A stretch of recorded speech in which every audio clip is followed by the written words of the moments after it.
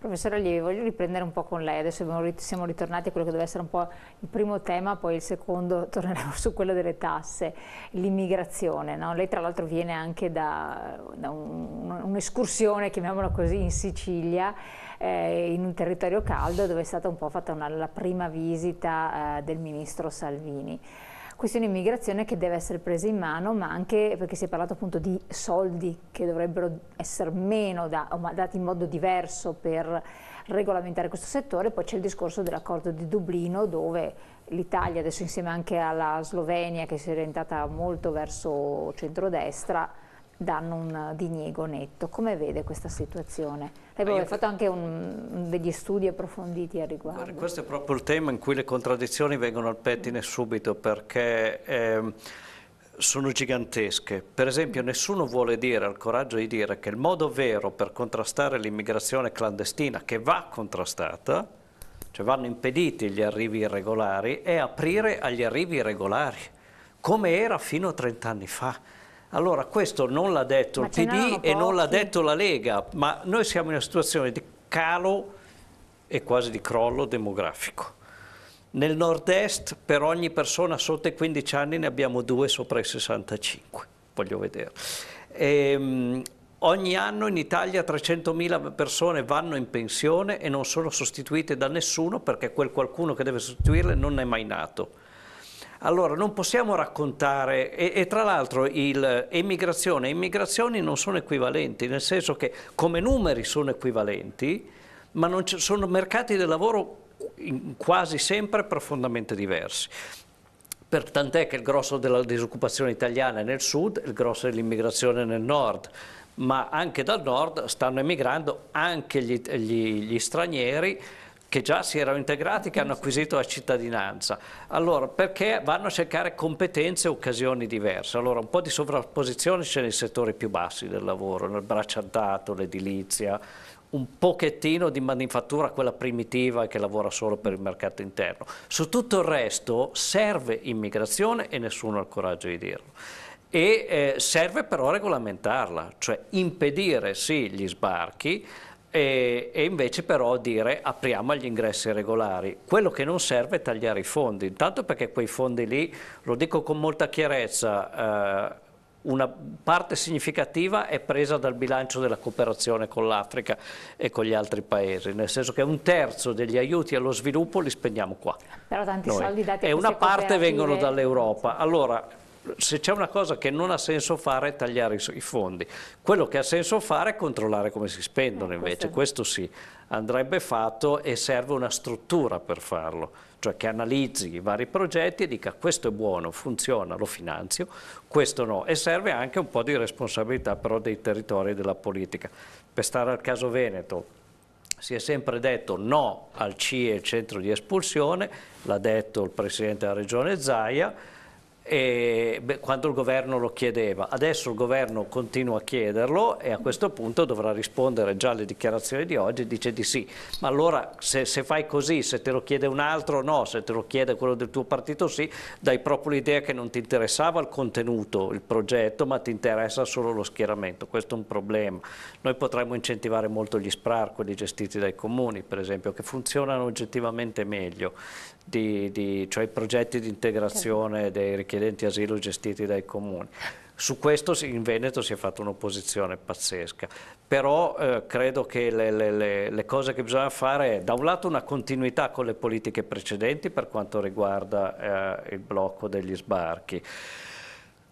Poi bisogna pensare a che cosa si fa nel concreto per aiutare, perché espulsioni se ne faranno un po'. Mi hanno chiesto già 10 giorni fa un articolo, cosa farà secondo te il governo? E io l'ho scritto, ho detto farà un po' di espulsioni simboliche per far vedere che le fa, ma poi alla fine ogni espulsione costa mediamente 5.800 euro, con la stessa cifra una persona la formi e la integri, e allora bisogna ragionare su che cosa è meglio e più utile fare, tenendo presente queste dinamiche demografiche, eccetera, che sono significative. Però chiedo questo anche da chi lavora con gli imprenditori. Certo. Le aziende del territorio chiedono a volte manodopera, ma manodopera molto qualificata, perché deve essere in grado di lavorare in un contesto di industria 4.0, c'è poco da fare. Addirittura i ragazzi che escono dalle scuole a volte non sono neanche pronti ad affrontare quelle che sono le richieste del mercato, per cui la manodopera che lei dice che ci arriva, a parte che non conosce neanche la lingua, ma hai voglia di formarla, deve fare le scuole, dovrebbe specializzarsi, deve sapere usare i sistemi computerizzati, siamo al 4.0 noi. Che è quello che fanno in altri paesi europei, spendendo di più, non di meno dei 35. La Germania è furba, si sono presi i laureati. Sì, questo è vero.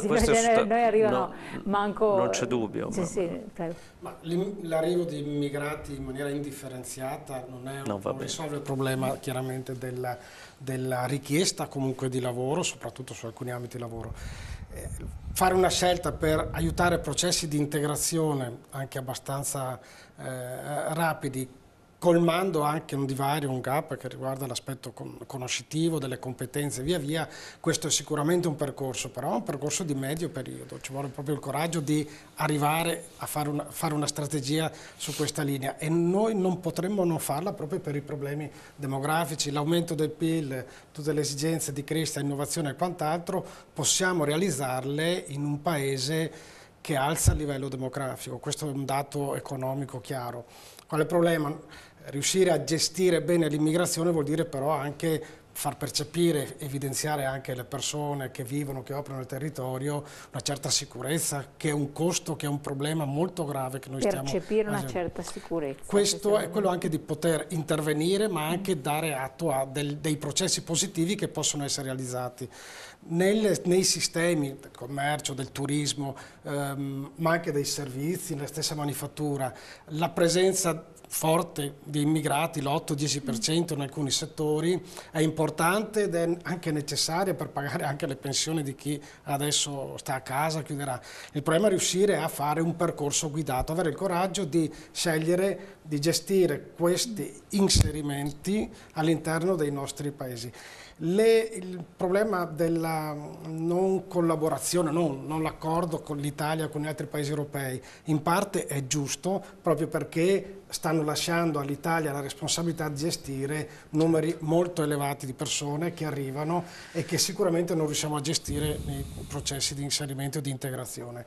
Sono d'accordo che l'integrazione costa nel medio periodo meno del respingimento o dell'isolamento di questo problema. Dobbiamo lavorare su più livelli. Un secondo livello che dovremmo lavorare è anche sulla cooperazione allo sviluppo. Facciamo crescere perché altri territori, partecipiamo con altri stati a far crescere altri territori perché questo flusso non si fermerà, non possiamo erigere barriere. Gori, come vede appunto lei, e quindi anche a questo punto davanti al trattato cioè rivedere questo trattato di Dublino, puntare i piedi nei confronti dell'Europa, com'è questa situazione? Beh, il fatto che l'Italia sia stata un pochino lasciata a se stessa l'ha riconosciuto anche ieri la Merkel, l'Italia ha detto non è stata forse aiutata abbastanza. Peccato che se ne accorga soltanto adesso. Sì, non si capisce questa dichiarazione. Lei sa che lì a livello politico ogni cosa detta si riferisce al passato o al futuro. Però detto questo, per quanto riguarda l'immigrazione, è vero che c'è un calo demografico, però deve essere un'immigrazione programmata, nel senso che deve essere anche controllata. E quindi regolare.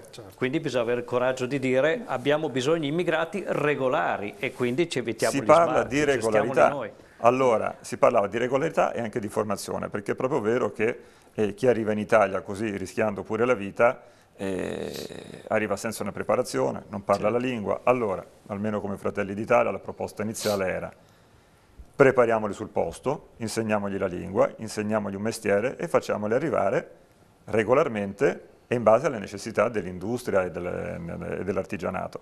In questo modo si evitano clandestini, perché personalmente chi arriva in un paese senza permesso personalmente lo ritengo un clandestino, non si sa neanche se hanno coperture sanitarie o siano ammalati o meno, non parlano la lingua, non sanno un mestiere, allora diventa anche difficile gestirli. E la gestione degli arrivi ad oggi come è fatta? È fatta tramite delle cooperative nate il giorno prima per gestire il giorno dopo.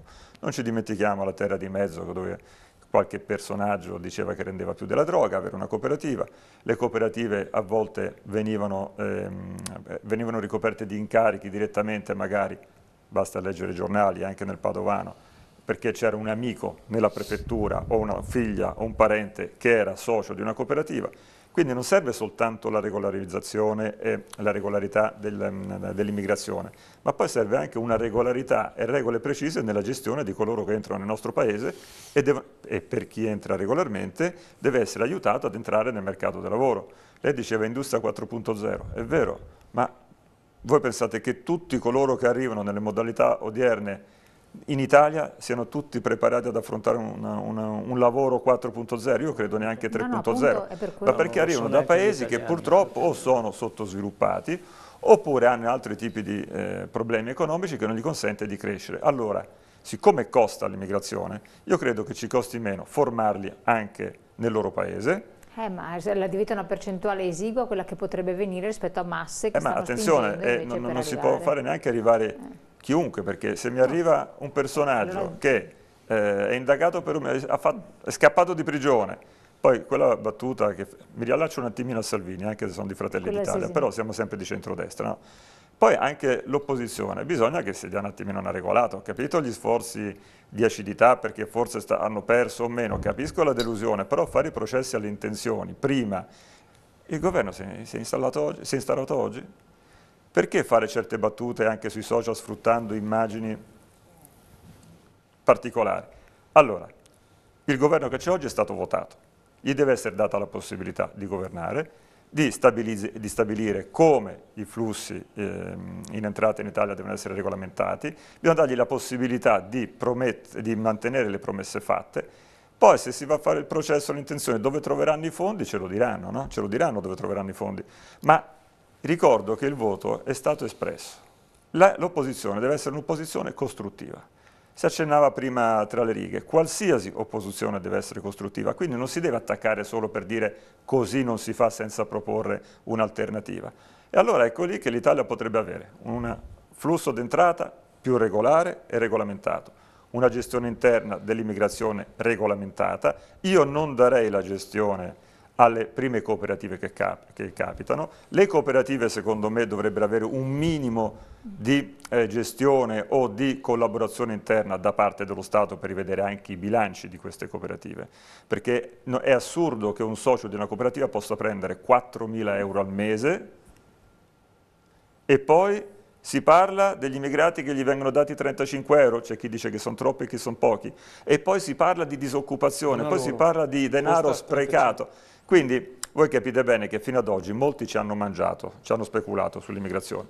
L'obiettivo del centrodestra, di questo governo, è di regolamentare, di dare delle regole e poi le regole vedremo quali sono. Io sono molto fiducioso comunque come centrodestra. Prima di dare la parola a lei, andiamo in pubblicità così abbiamo più tempo a disposizione. Allora pubblicità pochi secondi, poi ritorniamo in studio e diamo la parola agli altri interlocutori.